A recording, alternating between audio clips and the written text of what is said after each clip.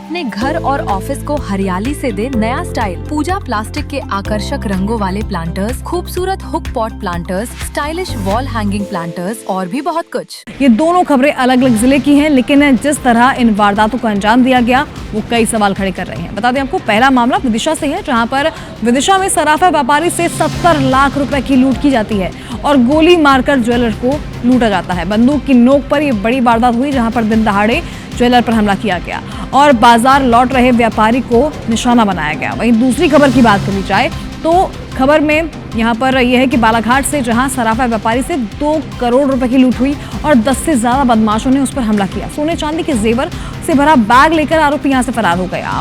व्यापारी की गंभीर हालत में उसे अस्पताल में भर्ती कराया गया, जहां उसका इलाज किया जा रहा है। तो वहीं बदमाशों की तलाश भी लगातार की जा रही है। तो ये 2 खबरें जहां पर व्यापारियों से यानी सराफा व्यापारियों से लूट की घटना को अंजाम दिया जाता है।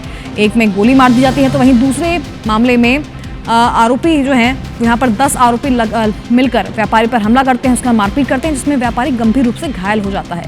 बता दें आपको कि बालाघाट में सराफा व्यापारी से करीब 2 करोड़ रुपए की लूट की जाती है। 10 से ज़्यादा बदमाशों ने व्यापारी के साथ यहाँ पर मारपीट की है और साथ ही सोने चांदी के जेवर से भरा बैग लेकर आरोपी फरार हो गए। जैसे चलिए इसी खबर पर हमारे साथ हमारे सहयोगी जुड़ चुके हैं, हितेन हमारे साथ जुड़ चुके हैं। हितेन, आपसे जानेंगे कि फिलहाल पूरा मामला क्या है, आखिर क्या कार्रवाई अभी तक की गई है? जी देखिए, मैं आपको बताना चाहूंगा कि जो लांजी का जो क्षेत्र है ये महाराष्ट्र से लगा हुआ है और इससे पहले भी सराफा व्यापारी के साथ की लूट की घटना यहाँ पे हो चुकी है। बीती रात ये हुआ था कि जो रजेगांव के जो सराफा व्यापारी है ये अपनी दुकान बंद करके बाइक से अपने घर किरनापुर तरफ जा रहे थे। इनकी रजेगांव और किरनापुर में दोनों जगह ज्वेलरी की दुकान है। तो इनका ये कहना है कि जब ये दुकान बंद करके जा रहे थे तो रास्ते में कुछ बदमाश लोग बाइक से आए, इनके साथ में मारपीट की, डंडों से मारा इन्हें और गंभीर रूप से घायल करके इनके पास जो सोने चांदी का जो बैग था ये लूट कर वहां से फरार हो गए।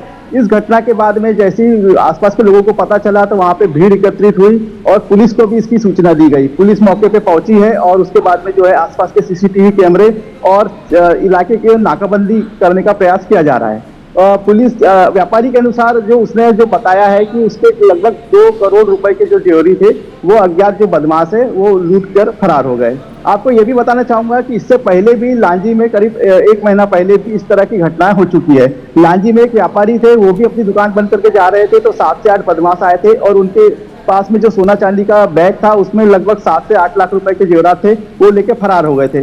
तो पुलिस उस मामले की जांच कर ही रही थी और उस बीच में जो है बीती रात इस टाइप एक और सराफा व्यापारी के साथ में लूट की घटना अज्ञात बदमाशों के द्वारा अंजाम दिया गया है। तो कहीं ना कहीं ये पुलिस की जो कार्यप्रणाली है और जो पुलिस की जो गश्ती होती है इस पे सवालिया निशान लगते हैं। जी बिल्कुल, जाहिर सी बात है कि दिन दहाड़े इस लूट को अंजाम दिया जाता है हितेंद्र, और जाहिर सी बात है कि पुलिस के इस कार्रवाई को लेकर साथ ही कार्यप्रणाली को लेकर भी सवाल खड़े हो रहे हैं। फिलहाल बहुत शुक्रिया आपका हमारे साथ जुड़ने के लिए और तमाम जानकारी के लिए। बता दें आपको कि फिलहाल पुलिस इस पूरे मामले में छानबीन कर रही है, जांच कर रही है।